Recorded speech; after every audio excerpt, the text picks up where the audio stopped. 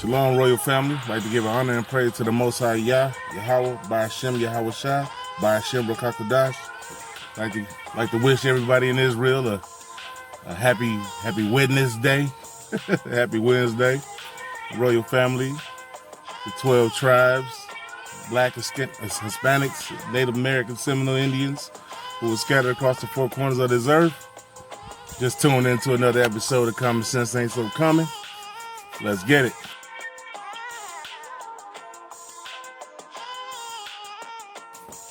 All right, so, this topic today is about give to the godly. All right.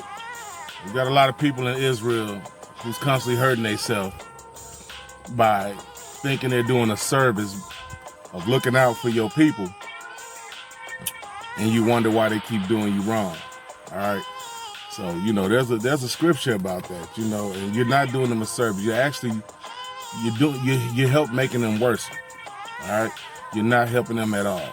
That's why you get a lot of people that's on Facebook, Instagram, and you always see that one post saying, this is going to be the last time I look out for such and such, doing me wrong and this and that and this.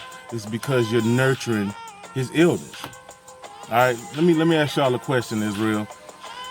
Now, this goes in a mostly black family, but I'm pretty sure it happens to most people in Israel. When your mom was spanking your brother or your sister or something like that, and it went on in my house. If she was spanking your brother and sister, and he was running in your direction, family, what's the first thing you did? You got the hell out the way, didn't you? You got out the way, right? All right, okay, so now, walk with me on this. If you didn't get out the way, what happened? Your ass got spanked too. You know what I'm saying? You got that thing toe up too, because you got in the way of your mother or your father's correction. So imagine what do you think that God does with us? If he's spanking your brother or your sister, whoever he's spanking, and you got in the way with that, you got burned, you got done wrong, thus you got in the way of that ass whooping too. And that's why he spanked you as well. Because when you're looking out for somebody that's out here still in the world and wicked, got habits, you're messing their life up. You're not helping them at all. Okay, let me tell you something. Okay, now, you got a brother or something like that come to you and they say they need to borrow some money. Because, a lot of people in Israel, we use our kids. Oh, the kid need diapers and blah, just give it. Oh, I'm hungry. I ain't ate this and that and that and this. Buy them that item. You know what I'm saying? If you really want to do them a service, get the item that they're asking for. Don't give them no money. Because when you give them money, you help nurturing their habit. All right? So say, for instance, God is working on your family member that's a drug addict. All right? And he has a habit. And he comes to you, he said he ain't ate in a while, he been sleeping on the streets or whatever the case may be. That's God spanking him. God put him on the streets for a reason. God is trying to kick the habit out of his hands. But guess when he come to you and guess what you think you're doing? God's will, by constantly looking out for him. Guess what you did? You gave him money and you made him worse. Then God spanking him, you made him run right back to his wickedness. So when you gave him that bread, he didn't go and get nothing to eat. He went and got high with that thing. You know what I'm saying? And you made that worse. Guess what God does? You got in the way of that ass whooping, and now he comes for you. Thus, why you on Facebook posting posters about you mad now? It's the last time you looking out for somebody. You ain't gonna blase skip you out the wind. You're hurting yourself every time. You're not doing good at all. All right. And matter of fact, I'm gonna pull that scripture up. I'm gonna give to the godly. This is in Sirach 12:4. Give to the godly man and help not a sinner. See that? You helping a sinner. You messing yourself up. You know what I'm saying? You're not helping. You're nurturing that person's habit, that person's evil doing. You're helping it. You're not doing a service because you got to forgive your brother. Yeah, you got to do that. But you ain't got to help that person's habit. You making things worse for that person. And guess what? That's blood on your hands. You see how that works? And I'm going to keep going. Verse 5. Do well unto him that is lowly, but give not to the ungodly. See that? And you got a lot of people now. God ain't no fool.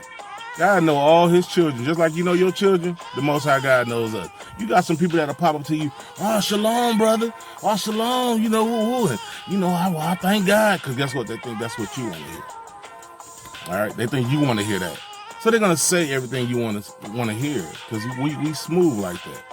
We'll say all the stuff you want to hear so we can get them few greenbacks up out of you. But, you know, you can't. You know, watch this. This is the part right here. Give not to the ungodly. Hold back thy bread, and give it not unto him, lest he overmaster thee thereby. It says, hold back your bread, and give not to him, unless he overmasters you. That means rob you. The only way you're going to get that money is if he rob you. Now then, hey, take it. You know, you're going to kill me with these few dollars. That overmaster thereby. For else thou shalt receive twice as much evil for all the good thou shalt have done unto him. You can't fool the Most High, man. You can't fool the Most High. And this goes further into it right here, verse 6. For the Most High hateth sinners, and will repay vengeance unto the ungodly, and keepeth them against the mighty day of their punishment. You see that? So you're not helping nothing. And 9 times out of 10, when people come at you for money, they ain't bringing up nothing about God. Now, if they know that you is deeper in this truth, and you waking up and you trying to wake your people up, people's gonna pop up in your life and say the stuff they know they think you want to hear now. But guess what? You check a man out by his countenance, man. You know what I'm saying? That's the part where you can't fool a godly man, because he's gonna look at your countenance. For one, when you're not following your commandment, I'm already gonna know it. Because when I see you, hey, brother, where's your fringes at, man? Where your fringes at? Where your fringes? Numbers 15 and 38. Where your fringes? Then you got a smooth face looking like a big infant. Where your beard at, man? Where your manly badge of honor at?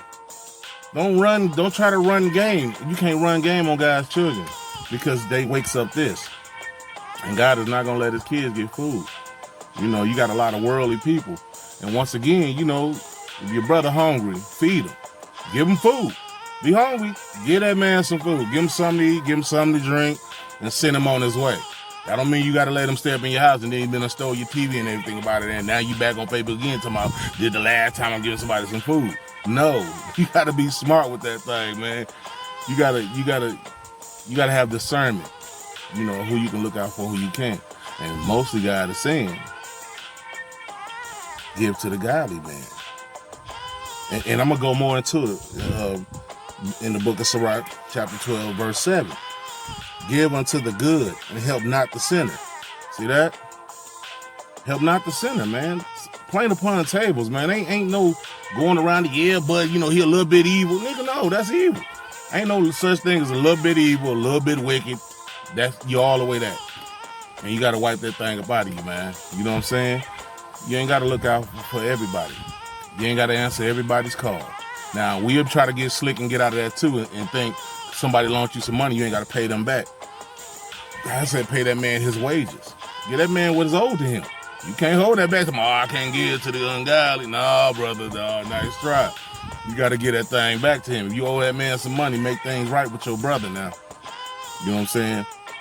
And another thing that has us upset and falling off of God is because we've been beat by our oppressors so long, man. You know what I'm saying? We've been beat up by our oppressors, and then to turn around and have your pastor tell you that even he gonna get in the kingdom with you. That makes any man say, well, where's the fairness in that? All right, where's the fairness in that? That's not fair. And guess what? You're right. And your father says the same thing. When it says forgive your brother, that's just what it said. Forgive your neighbor is your brethren, your kindred, your people of your nation. That don't mean forgive your oppressors. Now that don't mean go around cussing out white people. That don't mean that. It said if it be so, be peaceful upon all men. You got to go to work. We still in captivity. You got to still punch in that clock. You know what I'm saying? You ain't got to shake that man's hand or trust him. You ain't got to go out to dinner with him. You ain't got to celebrate none of his holidays with him. Go to work, check your money, go back home. Stay away from people. No, I don't want to go to your office party. No, I don't need to do it. I'm good. Thanks a lot, though, sir. I'm out of here.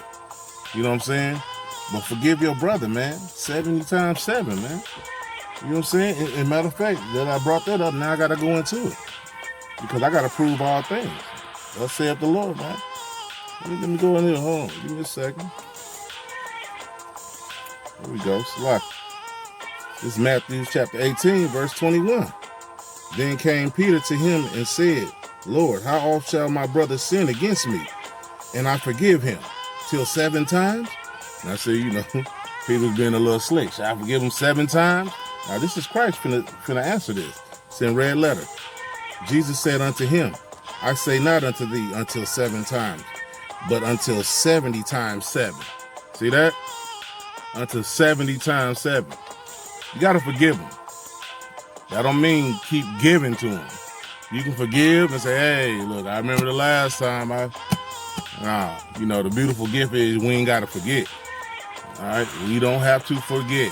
You gotta forgive your brother though. You can't hate him. You can't wish ill will on him. You can't want to kill him, beat the hell out of him. No, you gotta get that out your system, man, because God said you was just as well as a murderer. You was just as well as a murderer, man. You know what I'm saying? It's a lot of stuff you have to sacrifice and get rid of, man. And they got you scared of living your life now because all they depict on movies is when you get into the truth is, once again, I say, they have you looking like a bum. That's what have our people so scared of change, man. We think we got to walk around here now and look like a bum when you was a royal priesthood. You was of kings and priests. You know what I'm saying? Matter of fact, I'm gonna go one better. I'm gonna go one more better too, because a lot of people don't pick up books and read. You know what I'm saying? But this is when you dress your kids. Now you know Israel, we deck our kids out. When we getting ready for school, all that. When we dress our kids up, we deck our kids out. Where do you think we got that from? Where do you think we got that from? We got that from our Father in heaven. Matter of fact, let me go to it right here. This is Ezekiel chapter 16, verse 9. And I'm going to just read a little bit ways down. You know, you could go and read the rest for yourself. But this is right here, 16 verse 9. Then I washed thee with the water. Yea, I thoroughly washed away blood from thee, and I anointed thee with oil. So that's the first thing I'll automatically tell you. We was clean people. All right? We wasn't in no damn caves. Somebody else gave you their heritage. They was in the Caucasus Mountains. Caucasus, Georgia, Russia, which is where they got the name derived from. It's Caucasians. We taught them, when they got to the Moors, we taught them how to bathe and wash their bodies. Now they want to take all that and put it on them and say we came from nothing but some bombs and chains. Come on, man. Come on, man. Use your brain, man. Hold on. This is some more. This is how our Father dressed us. Verse 10. I clothed thee also with broidered work and showed thee with badger skin. And I girded thee about with fine linen. And I covered thee with silk. Come on, man. Silk didn't come from China, Asia, wherever you want to believe that. We had all the silk. If we was running the world, where do you think all the fabrics and stuff came from? We had the finest of fabrics. We had that around our skin, man. God dressed his children for the occasion. If God called us priests and kings, why would he dress us like bums and dope heads? Come on, man. Use your brain, man. Okay, here we go. Verse 11. I decked thee also with ornaments, and I put a bracelet upon thy hands, and a chain on thy neck. Come on. How many white guys y'all seeing rolling around here rocking big chains and stuff like that? This goes all the way back into the biblical days. This goes all the way back. This is your history book. All right? This is your history book. You got some that'll just try to find any little reason. Oh, well, you got gold teeth in your mouth and all. Guess what? That's in the scripture too. Did you know that? Hold on. Now I got to pull that one out. Hold on. I got you. Just give me 1 second. But don't forget, you can read the rest of that. Our guy said, talk about how he put the jewel on in the woman's forehead and earrings in your ears. And man, look, you think our God is slack on his swag? Come on, man. Use your head. Where we got it from? Y'all think we just found out something that God didn't know? Are you ignorant as hell? What you think God gonna say? Wait a minute, let me check that out. What? I ain't never seen that. I ain't never seen that. We actually think we showed God something new. I heard a lady say recently when somebody read the scripture to her, don't wear what pertain onto a man. She told him, oh, that was the old times. These are new times.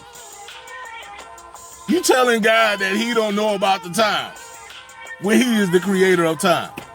You see how ignorant we be sounding, man? We sound ignorant as hell. Hold on.